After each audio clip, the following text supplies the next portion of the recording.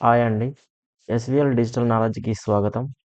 ఈరోజు మనము మన తెలంగాణలో లైసెన్స్‌డ్ సర్వేయర్ ట్రైనింగ్ ప్రోగ్రామ్‌కి అప్లికేషన్స్‌ని వాళ్ళు తీసుకోవడం జరుగుతున్నది. కాబట్టి దానికి కావాల్సిన అర్హత ఏమిటి? దాని ఫీ స్ట్రక్చర్ ఏమిటి? ఎలా అప్లై చేసుకోవాలి? ఎవరు అర్హులు అనే దాని గురించి మనము ఒకసారి చూద్దాం.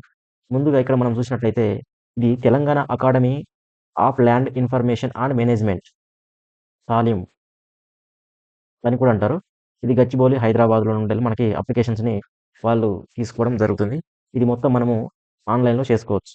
అంటే ఇక్కడ ఇది దేనికోసం అంటే ఇక్కడ భూభారతి అనే యాక్ట్ 2025 ఉంది గదా! దానికి అవసరం కాబట్టి వాళ్ళు ఈ విధంగా మనకి ట్రైనింగ్ ఇవ్వడం కోసం 5000 లైసెన్స్డ్ సర్వేస్ కోసం అప్లికేషన్స్‌నయితే తీసుకోవడం జరుగుతుంది. సో, దీనికి ట్రైనింగ్ చేసేటప్పుడు ఓసీ వాళ్ళైతే 10,000 పే చేయాలి.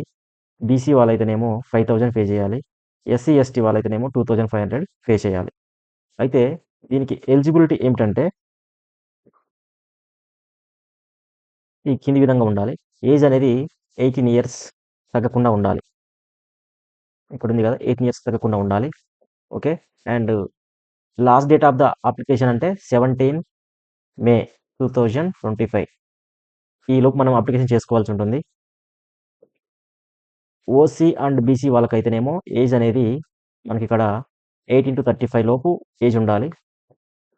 అదేవిధంగా ఎస్సీ, ఎస్టీ వాళ్ళైతేనేమో వాళ్ళ యొక్క ఏజ్ 18-40 అనేది ఉండాలన్నట్టు. రిటైర్ ఎంప్లాయీస్ అనే వాళ్ళు దీనికి అర్హులు గాదు. ఓకే. అండ్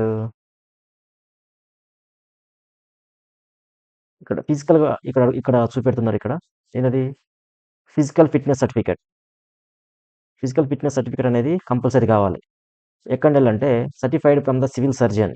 వీళ్ళ దగ్గర నుండి మనం తీసుకోవాల్సుంటుంది. ఇవి ఎలిజిబిలిటీస్. మరి క్వాలిఫికేషన్స్ ఏంటి? ఇప్పటిదాకా మనము ఎలిజిబిలిటీస్ గురించి మనం చూసినాం గదా! నెక్స్ట్ ఇప్పుడు వచ్చేసరికి కింద క్వాలిఫికేషన్ అసలు ఎవరు అర్హులు? అసలు ఏం చదివిన వాళ్ళు అర్హులు? అంటే ఇక్కడ చూసినట్టయితే ముందుగా ఇక్కడ క్వాలిఫికేషన్స్ అని ఉన్నది గదా! ఇక్కడ 60% మార్క్స్ ఇంటర్మీడియేట్. ఎక్కడుండాలి ఇంటర్మీడియేట్‌లో ఖచ్చితంగా మనం 60% మార్క్స్ మనం సాధించాలి. అదేవిధంగా ఇంటర్మీడియేట్‌లో ఖచ్చితంగా మనకి మ్యాథమెటిక్స్ అనేది కంపల్సరీ ఉండాలి. ఆ సబ్జెక్ట్. లేకపోతే అనర్హులు. ఓకే. నెక్స్ట్ ఇక్కడ డ్రాఫ్ట్స్‌మెన్స్ ఇన్ సివిల్ ట్రేడ్ ఇది పాస్ అయ్యి ఉండాలి. And diploma or degree in civil engineering అంటే డిప్లొమా చేసిన వాళ్ళైనా గాని సివిల్ ఇంజినీర్స్ లేదంటే బీటెక్ చేసిన వాళ్ళైనా గాని సివిల్ ఇంజినీర్స్ దీనికి అర్హులు. ఇక్కడ చూసినట్టయితే next intermediate vocational course for surveyor. Vocational course for surveyor వీళ్ళు కూడా అర్హులే. Next intermediate or final exam land surveyor. Okay. And fast certificate certificate in land surveyor for period of the 4 months. Land surveyor course చేసి ఉండాలి వాళ్ళు. Next coming to intermediate vocational course in the construction technology or water supply and sanitary engineers. అంటే ఎవరైతే ఇంటర్మీడియేట్‌లో vocational కోర్సులలో construction technology గాని, water supply గాని, sanitary engineering technicians గాని ఎవరైతే చేశారో వాళ్ళు అర్హులు. లేదా national academic construction certified candidates for the period of the 3 months on land surveyor subject. అంటే 3 మంత్స్ ఎవరైతే ల్యాండ్ సర్వేయర్ సబ్జెక్ట్‌లో వాళ్ళు క్వాలిఫై అయ్యారో వాళ్ళు కూడా అప్లై చేసుకోవచ్చు. ఇవి మనకి క్వాలిఫికేషన్స్. అయితే నెక్స్ట్ కమింగ్ టు ఇక్కడేందంటే certificate to be the submitted for the enrolment of the training. Training జేయడానికి మనం ఎన్రోల్‌మెంట్ చేసేటప్పుడు సబ్మిట్ చేయాలి. ఏంటేంటి అంటే filled in the application along with the prescribed fee అంటే మన అమౌంట్. ఇందాక చెప్పాను గదా! 10,000, 5,000, 2,500 ఈ అమౌంట్ అనేది మనము అక్కడ ఎన్రోల్‌మెంట్ చేసుకునేటప్పుడు మనము మన ఫిల్లింగ్ చేసిన అప్లికేషన్‌తో పాటు ఈ ఫీ అనేది మనం పే చేయవలసి ఉంటుందన్నట్టు. Okay. Next copy of SSC or intermediate certificate ఈ రెండిటిని మనము సబ్మిట్ చేయాలి.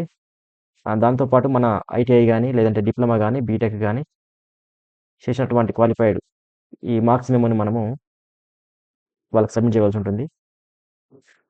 అదేవిధంగా క్యాస్ట్ సర్టిఫికేట్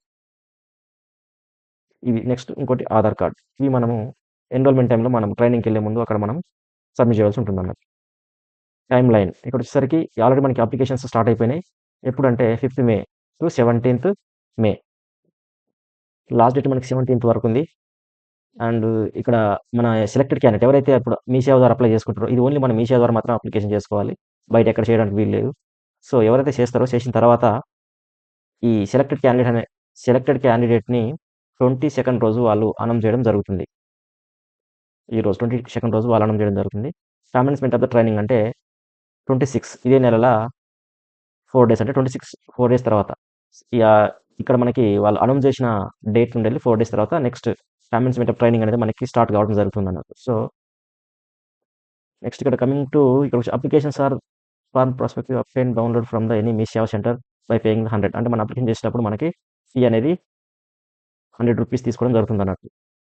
మీ సేవ సెంటర్‌లోకెళ్ళేసి మనం చేయాలి. సో, ఈ విధంగా మనము అప్లై చేసుకోవాల్సి ఉంటుంది. ఎవరైతే దీనికి అర్హులున్నారో వాళ్ళు ఖచ్చితంగా అప్లై చేసుకోవాలి. ఇంకోటి ఏంటంటే మెయిన్ ఇంపార్టెంట్ విషయం, ఖచ్చితంగా ఈ 50 డేస్ అంటే ఈ ప్రోగ్రామ్ మనకి 50 డేస్ ఉంటుంది కాబట్టి, ఈ 50 డేస్ మనం ఖచ్చితంగా అటెండ్ అవ్వాలి. ఏదో అట్లా ఎళ్ళేసి ఎగ్జామ్ రాస్తాము అని అనుకుంటే మాత్రం దీనికి అప్లై చేసి టైం వేస్ట్, మన డబ్బులు వేస్ట్. కాబట్టి ఎవరైతే ఖచ్చితంగా చేయాలనుకుంటారో 50 డేస్ అటెండెన్స్ ఖచ్చితంగా మెయింటైన్ చేస్తూ ఎవరైతే ఎళ్ళాలనుకుంటారో వాళ్ళు మాత్రం అప్లై చేసుకోండి. ఇది మంచి అవకాశం. సో, థాంక్ యూ అండి. మరిన్ని వీడియోస్ కోసం మన ఛానెల్‌ని సబ్స్క్రైబ్ చేయండి.